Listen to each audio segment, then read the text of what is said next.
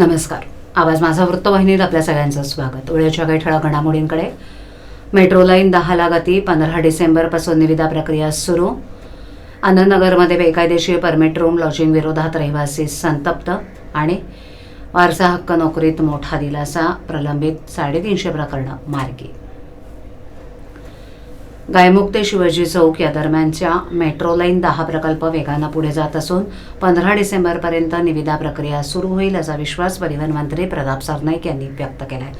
ते या अनुषंगानं मुंबई महानगर क्षेत्र विकास प्राधिकरणाच्या मुख्यालयात बोलावलेल्या बैठकीत बोलत होते.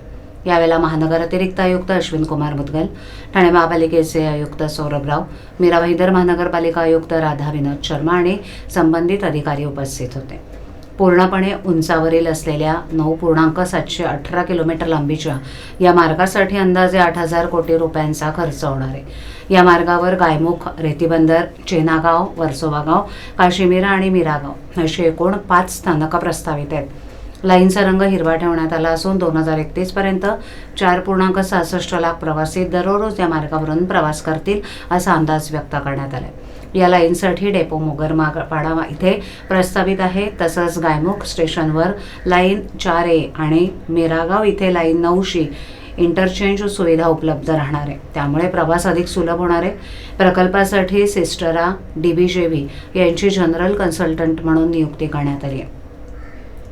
दरम्यान प्रकल्पास आवश्यक असलेल्या वनपरवानगी, CRZ, मॅनग्रोव्ज, प्राणीजीव संरक्षण विभागाच्या परवानग्या आणि पर्यावरण संवेदनशील क्षेत्रातील परवानग्या मिळवण्याची प्रक्रिया सुरू आहे. जनरल कन्सल्टंटनं मेट्रो आणि 60 मीटर रुंद रस्त्याच्या बांधकामासाठीचं टेंडर दस्तऐवज तयार केला असून लवकरच निविदा प्रक्रिया सुरू होण्याची शक्यता आहे. मीरा भाईंदरच्या दृष्टीनं अत्यंत महत्त्वाचा ठरणारा मेट्रो लाईन 10 प्रकल्प पूर्ण झाल्यास ठाणे मुंबईकडे होणारी वाहतूक अधिक वेगवान, आधुनिक आणि पर्यावरणपूरक बनेल अशी अपेक्षा मंत्री सरनाईक यांनी व्यक्त केली आहे.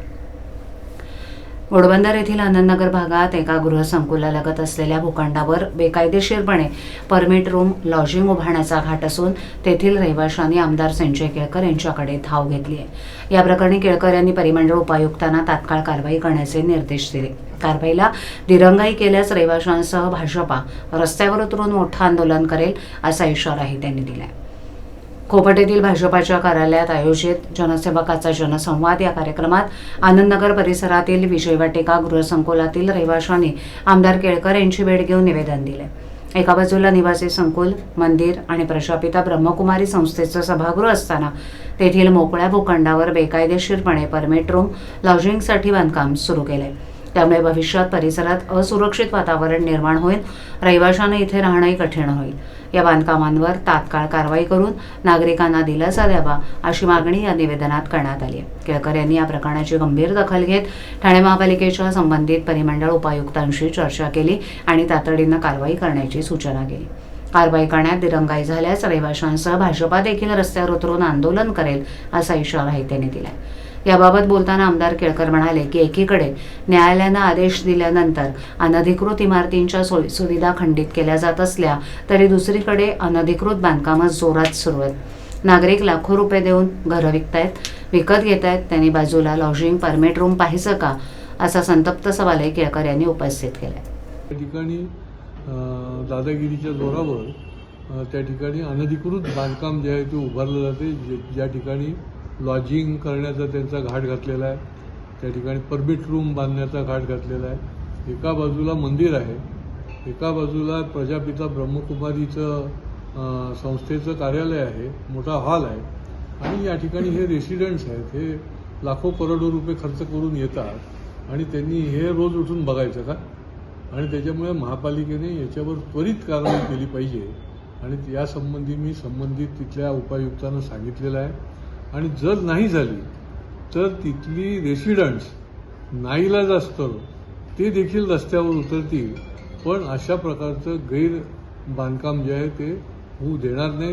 भारतीय जनता पार्टी देखील त्याच्यामध्ये उतरेल अशा प्रकारची आम्ही या विषयामध्ये भूमिका घेतलेली आहे. तशीच अजून पण एका ठिकाणी अनधिकृत बांधकामाच्या संबंधामध्ये त्यांनी तक्रार आणली होती. म्हणजे बघा की कोर्ट आदेश देते, राहती घरं देखील त्यांचं पाणी वीज बंद होत आहे आणि तरी देखील अनधिकृत बांधकामं जी आहेत ती थांबत नाही, ही फार मोठी धक्कादायक आहे किंवा संतापजनक आहे. महापालिकेच्या त्या ठिकाणच्या अधिकाऱ्यांनी ती वीट उभी करायला गेले तिथेच त्याला थांबवलं पाहिजे, तर ते अजूनही काही होत नाही. त्याच्यामध्ये पूर्णपणे आपली यंत्रणा जी आहे ती अपयशी ठरलेली आहे आणि त्याच्यामुळे लोकांना वेळोवेळी कोर्टात जायला लागतं, कारण इथे नुसते धक्के खायला लागतात, प्रत्यक्ष त्यांना रिझल्ट मिळत नाही. आणि त्यामुळे महापालिकेने खूप सजगपणे पोलिसांची मदत घेऊन वेळीच अशा प्रकारची जी लँड माफिया आहे, अशा प्रकारच्या अनधिकृत बांधकाम करणारी माफिया टोळी आहे ती उद्ध्वस्त करायला पाहिजे. त्यामुळे बाकीचे तर विषय या निमित्ताने आलेलेच आहेत. डोंबिवली असेल, नवी मुंबई असेल, निरनिराळ्या भागातले मुंबईचे देखील विषय काही ठिकाणचे आले होते. कामगारांच्या संबंधामध्ये देखील त्यांना जे मिनिमम वेजेस मिळायला पाहिजे ते एका खात्यामध्ये आजही मिळत नाही आहे. त्याच्या संबंधीमध्ये देखील काही दिवसामध्ये आम्ही मिटिंग घेऊन ते प्रकरण देखील मार्गी लागणार आहोत. महापालिकेत वारसा हक्कानं नोकरी मिळवण्यासाठी वर्षानुवर्ष दार ठोठावणाऱ्या वारसांना आता दिलासा मिळणार आहे. महापालिकेनं नवीन प्रणाली राबवण्याची तयारी सुरू केली असून येत्या काळात वारसाला नोकरी मिळण्यासाठी केवळ 2 ते 3 महिन्यांचा कालावधी लागणार आहे. त्यामुळे हजारो कुटुंबियांना मोठा दिलासा मिळणार आहे.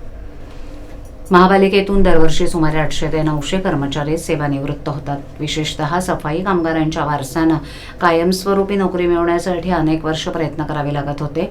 काही जणांची वयोमर्यादा संपल्यानंतर देखील प्रकरणं प्रलंबित राहिल्यानं अनेकांना खाजगी नोकरीकडे वळावं लागत होतं.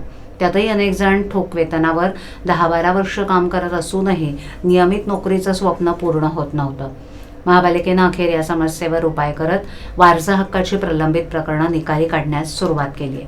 आतापर्यंत 2023 पर्यंतची 350 प्रकरणं, 2024 मधील 70 प्रकरणं मार्गी लावली असून 2025 मधील 65 प्रकरणं अंतिम टप्प्यात आहेत. वारसा हक्काची इतकी मोठी प्रकरणं निकाली काढणारी ठाणे महापालिका ही राज्यातील पहिली महापालिका ठरली आहे. प्रभाग समितीनिहाय वारसा हक्काची प्रकरणं स्वीकारली जाणार आहेत. संबंधित ठिकाणी कागदपत्र तपासून प्रकरणं तयार केली जाणार. त्यानंतर अंतिम मंजुरीसाठी ती महापालिका मुख्यालयाकडे पाठवली जाणार आहेत. या संपूर्ण प्रक्रियेस फक्त 2 ते 3 महिने लागतील.